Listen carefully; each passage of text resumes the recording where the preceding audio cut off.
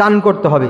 হ্যাঁ, আমি আবার বলে দিচ্ছি, 1 নম্বর হলো আল্লাহর প্রতি, আল্লাহকে ভয় করতে হবে, আল্লাহর ভয়, খৌফ, হ্যাঁ, আল্লাহর ভয় অন্তরে পোষণ করতে হবে। 2 নম্বরে অদৃশ্যের প্রতি বিশ্বাস স্থাপন করতে হবে। 3 নম্বরে নামাজ প্রতিষ্ঠা করতে হবে। 4 নম্বরে কি?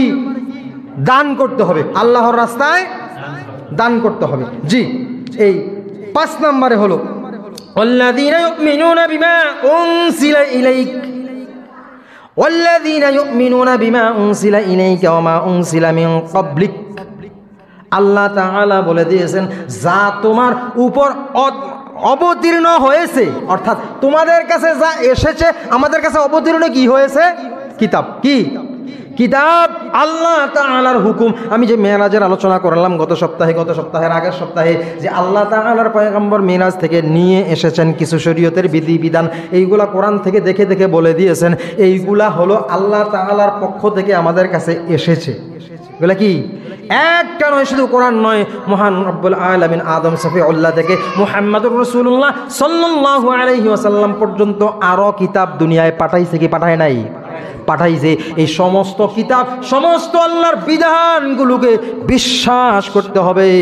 এইটা হলো 5 নম্বর মুত্তাকিনের 5 নম্বর গুণ। আল্লাযীনা ইউমিনুনা বিমা উনজিলা ইলাইকা ওয়া মা উনজিলা মিন ক্বাবলিক। তোমার রবের পক্ষ থেকে যা এসেছে তা তুমি কি করতে হবে? বিশ্বাস স্থাপন করতে হবে, বিশ্বাস করতে হবে যে হ্যাঁ, এইটা আমার জন্য সত্য। এই জন্য আল্লাহ তাআলা বলেছে যালিকাল কিতাবু লা রাইবা ফি, তাতে কোনো সন্দেহ নাই, সন্দেহ করার কোনো অবকাশ নাই। এই জন্য প্রথমে কথাটা বলেছে, সন্দেহ তো করবেই না, সন্দেহ করার কোনো চিন্তাও করবা না। 5 নম্বর হলো আল্লাহ তাআলার পক্ষ থেকে যা এসেছে সেই কোরআন। আমাদের এই যে নামাজ প্রতিষ্ঠার কথা বললাম, নামাজ প্রতিষ্ঠা করতে হলে কোরআনের প্রয়োজন আছে না নাই? হ্যাঁ, কোরআনের প্রয়োজন আছে। নামাজ পড়তে হলে অনেকে আছে মনে করেন 30, 35, 40 বছর হইলে পরে নামাজের জন্য মনটা খুব কাঁদে, হারে নামাজ পড়তে। আমি এক মুরব্বীরে জিজ্ঞাসলাম, যে কোনো এক ভাইয়েরে জিজ্ঞাসা করলাম যে ভাই, আমি এই কি কয় নামাজ পড়েন না কেন? নামাজ পড়েন না কেন? হুজুর দেখলে জান দিয়া লাই, আলেম ওলামা দেখলে, হাজী সাহেব, মুরব্বীরা দেখলে, মুসল্লিরা দেখলে জীবন দিয়া লওয়ার চেষ্টা করে, কিন্তু নামাজ পড়ে না। আমি বললাম এটা কেন, নামাজটা কেন করেন না? তখন একদিন গোপনে, কয়েকদিন বলার পর একদিন গোপনে বলল, হুজুর একটু গোপনে পার্সোনাল কথা আছে, ডাইকা নিয়ে আড়ালে নিয়ে বলল, আমি নামাজের কিচ্ছু বুঝি না। আমি কি করি না? কিচ্ছু বুঝি না। আপনাদের এখানে একজন মুসল্লি ছিল, আমি নাম বলবো না, উনি এই কথাটা একদিন আমাকে পার্সোনাল বলেছিল যে আমাকে যে মানুষ তিরস্কার করে, ধাক্কাধাক্কি করে, গালিগালাজ করে, হুজুর আমি আপনার কাছাকাছি থাকতে চাই এই জন্য যে আপনি কিভাবে নামাজ পড়েন আপনাকে দেখে দেখে যেন আমি নামাজ আদায় করতে পারি। আমি বললাম এই উসিলায় আল্লাহ আপনাকে মাফ করে দেবে, কারণ আমি মূল উদ্দেশ্য না। আপনার উদ্দেশ্যটা কি? নামাজ তার মতো দেখে দেখে পড়বো। আল্লাহ তাআলা তাকে জান্নাত নসিব করে, আমরা দোয়া করবো। এইরকম মন মানসিকতা থাকাটা কি ভালো, এরকম মন মানসিকতা থাকা ভালো। আমরা কি, ওই লোকটা আমাকে এই কথা বললো যে ভাই আমি আসলে কিছুই বুঝি না, নামাজ পড়তে গিয়া কেমনি লজ্জা পাবো, এই জন্য শরমে লজ্জায় যাই না। আচ্ছা, এই যে একটা বয়স দেখেন, নামাজ পড়তে মন চায় কিন্তু নামাজ না পারার কারণে নামাজ পড়া হচ্ছে না, এর থেকে পোড়া কপাল আর কি হতে পারে? এই জন্য আমাদের কি করতে হবে? কোরআন শিখতে হবে। কি শিখতে হবে? কোরআন শিখলে পরে নামাজ পড়তে সহজ হয়ে যাবে ছোটবেলায়। এই জন্য আমরা চেষ্টা করব যে যার যার আপনজন আছে, যত আপনজন আছে, একটা আপনজন যে যেই রকম হোক, অর্থাৎ আপনার ছেলে হোক, নাতি হোক, নায়নাতকুর হোক, ভাতিজা হোক, বাইস্তি হোক, অথবা তার আপনার ঘরের কাছে হোক, পাড়ার বাড়ির কাছে হোক, মহল্লার কাছে হোক, যেই কোনো একজনকে আপনার দৃষ্টির ভিতরে যারাই আছে প্রত্যেককে চেষ্টা করবেন কোরআনের শিক্ষায় শিক্ষিত করার। তাহলে এই যে অবস্থাটায় পড়বে, বড় হইলে এর জন্য দায়ী আপনিও হবেন। আপনি ইচ্ছা করলে তারা কোরআন শিখাইতে পারতেন। কি বলেন? আপনি কোরআন শিক্ষা হুজুর হইতে হবে, পাগড়িওয়ালা হইতে হবে, হাজী সাহেব, গাজী সাহেব হইতে হবে, আল্লাহর বুজুর্গ ব্যক্তি হতে হবে, আমি এটা বলছি না। কোরআন শিক্ষা করেন, শিক্ষা করার পর কোরআনের শিক্ষা শিক্ষিত হইয়া এরপরে আপনি অন্য অন্য লাইনে যান। যারা কোরআনে হাফেজ তারা বিদেশ যায় না? জানি, টাকা পয়সা কামাই করিনি। কোরআনে হাফেজ পিএইচডি করা আছে না নাই? কোরআনে হাফেজ ডাক্তার, ইঞ্জিনিয়ার, বিভিন্ন রকমের পর্যায়ে আসেনি? তাহলে ওরা পারতেছে, আমরা পারবো না কেন? আগে কোরআন পড়াইবেন, পড়ানোর পরে এরপরে অন্য পড়ালেখা করাইবেন। আগে কোরআনটা দিয়ে ফাউন্ডেশন দিবেন, তাহলে দেখবেন বড় হইয়া সে এখন কোটিপতি, এখন হাজী সাহেব, হজ কইরা আইছে মক্কার থেকে, কিন্তু নামাজ পড়তে পারে না।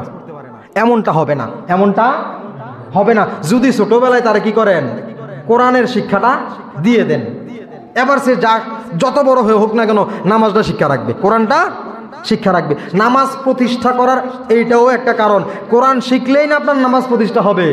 না হয় আপনি দাঁড়াইবেন আল্লাহু আকবার করে নামাজ পড়তে, আলহামদুলিল্লাহি রাব্বিল আলামিন, আপনি বলেন আলহামদুলিল্লাহি রাব্বিল আলামিন, সমস্ত প্রশংসা আল্লাহ তাআলার জন্য। কি বললেন? সমস্ত প্রশংসা আল্লাহ তাআলার জন্য। আরেকবার বললেন আলহামদুলিল্লাহি রাব্বিল আলামিন, সমস্ত আগুনের কুণ্ডুরি আল্লাহর জন্য। কিছু বলবেন না? একবার বললাম প্রশংসা, একবার বললাম আগুনের কুণ্ডুরি, একবার বললাম আল্লাহ তোমার জন্য প্রশংসা, আরেকবার বললাম আল্লাহ তোমার জন্য আগুন। এটা বললে কি ঈমান থাকবে? আল্লাহ তাআলার বান্দা হওয়া যাইব? একই শব্দের দুই অর্থ হয়, একই শব্দের দুই অর্থ হয়। কেন? আলহামদু আলহামদু এরকম দুই রকম পড়লে কি করলে? আলহামদু আলহামদু। নামাজি হইছি, হাজি হইছি, কোটিপতি হইছি, কিন্তু দাঁড়াইয়া আলহামদু পারি না, এখন কি করা উচিত? নামাজ হবে? নামাজ প্রতিষ্ঠা হবে? এই জন্য কোরআন শিখতে হবে, কোরআনের শিক্ষায় শিক্ষিত হতে হবে। আমি বললাম আল্লাহর তরফ থেকে যা এসেছে সেটা কি আমাদের জন্য? কোরআন আমাদের জন্য কোরআন। কোরআন জানতে হবে, মানতে হবে, এটা দেখে দেখে আমল করতে হবে, শিখতে হবে। ঠিক আছে? তাহলে হবে যালিকাল কিতাবু লা রাইবা ফিহি হুদাল লিল মুত্তাকিন, মুত্তাকিনের জন্য হেদায়েতের পথে হবে এই কোরআন। 6 নম্বর কারণ হলো ওয়াবিল আখিরাতি হুম ইউকিনুন, যিনি আখিরাতকে বিশ্বাস করবে। 6 নম্বর গুণ, 6 নম্বর গুণ কি? যিনি আখিরাতকে বিশ্বাস করবে। আখিরাত আছে নেই? হ্যাঁ, একবার বয়ান করতে লেগে জুমার নামাজের সময়, অনেক আগের কথা, 8-9-10 বছর আগের কথা, একজন খুব ভালো দাম্ভিক লোক ছিলেন, খুব বড় লোক, খুব নেতা টাইপের লোকটা নাই, এখন মারা গেছে, আল্লাহ যদি মাফ করে। ইনি বলছিলেন, আমি কবরের আযাব আলোচনা করছিলাম, উনি ডাইরেক্ট এসে বলছিলেন, হুজুর আপনি কি কবরের আযাব দেখছেন? আমি বললাম না। কথা হলে আপনি এটা বলেন কেন? যেটা দেখছেন না এটা বলেন কেন? নাউজুবিল্লাহ। কোন না দেখা বিশ্বাস করার নামে কি ঈমান? হ্যাঁ, প্রথম কথাটাই তো গায়েবের প্রতি কি করা? বিশ্বাস স্থাপন করা। এখন আমি এটা আলোচনা করছি কোরআন দেখে, হাদিস দেখে, উনি বলছেন আপনি না দেখে বললেন কেন? আমি কোরআনের কিতাবে দেখছি না। এখন আখিরাত যে আছে এটা বিশ্বাস করতে হবে। অবিশ্বাস করলে কি হবে না? মুত্তাকি হওয়া যাবে না। বিশ্বাস স্থাপন করা 6 নম্বর, মুত্তাকি হওয়ার 6 নম্বর গুণ। মুত্তাকিরা আখিরাত বিশ্বাস করে, মুত্তাকিরা কিতাব বিশ্বাস করে, কিতাব মানে এবং পড়ে সেই অনুযায়ী আমল করে। মুত্তাকিরা তার দেওয়া রিজিক থেকে আল্লাহর রাস্তায় কি করে? দান করে। মুত্তাকিরা কি করে? নামাজ প্রতিষ্ঠা করে। মুত্তাকিরা গায়বের প্রতি বিশ্বাস স্থাপন করে। মুত্তাকিরা আল্লাহ তাআলার খৌফ ভয় অন্তরে লালন করে। এই 6 গুণ থাকে মুত্তাকিদের ভিতরে। কয় গুণ? আল্লাহ তাআলা এই 6 গুণওয়ালা মুত্তাকিন হওয়ার আমাদেরকে তৌফিক দান করে। সকলে জোরে বলি আমিন। আমরা যেইটুকু আলোচনা শুনেছি সূরাতুল বাকারা, হ্যাঁ, এরপরে আল্লাহ তাআলা বলেছেন 5 নম্বর আয়াতে, উলাইকা আলা হুদাম মির রাব্বিহিম ওয়া উলাইকা হুমুল মুফলিহুন। এখানে আল্লাহ বলেছেন এটা তাদের জন্য সঠিক পথ, এই যে যারা এই পথে থাকে তারা সঠিক পথ প্রাপ্ত, তারা হলো কামিয়াব। সুবহানাল্লাহ। তারা কি? কামিয়াব, সাকসেস, তারাই উত্তীর্ণ, পরীক্ষায় পাস। এই কথা বলেছেন উলাইকা আলা হুদাম মির রাব্বিহিম, তারা সঠিক পথ প্রাপ্ত, যার ভিতরে এই 6 গুণ আছে। তো আল্লাহ আজকের এই আলোচনা এইটুকুই ছিল। আল্লাহ তাআলা আমাদেরকে এই কোরআনের আলোচনাগুলো বুঝে আমল করার তৌফিক দান করুক। সর্বপ্রথম আমরা যে কথাগুলো শুনেছি, মহান আল্লাহ তাআলা যেন আমাকে আমল করার তৌফিক দান করে, পরে আপনাদের সকলকে আমল করার তৌফিক দান করুন। আমরা জোরে আরেকবার বলি আমিন। ওয়া আখির দাওয়ানা আনিল হামদুলিল্লাহি রাব্বিল আলামিন। আসসালামু আলাইকুম ওয়া রাহমাতুল্লাহি ওয়া বারাকাতুহু।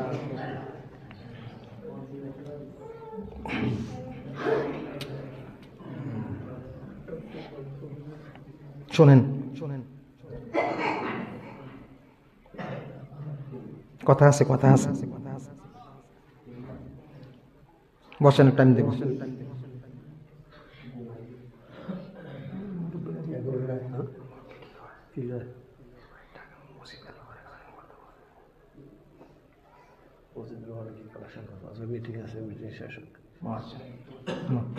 তারা তারা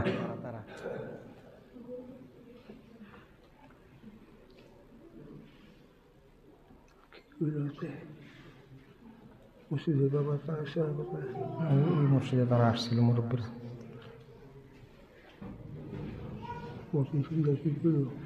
আরেক মসজিদ, ওই পরে মসজিদের উপর আছে। আপনি কি কইবেন? আপনি কি কইবেন?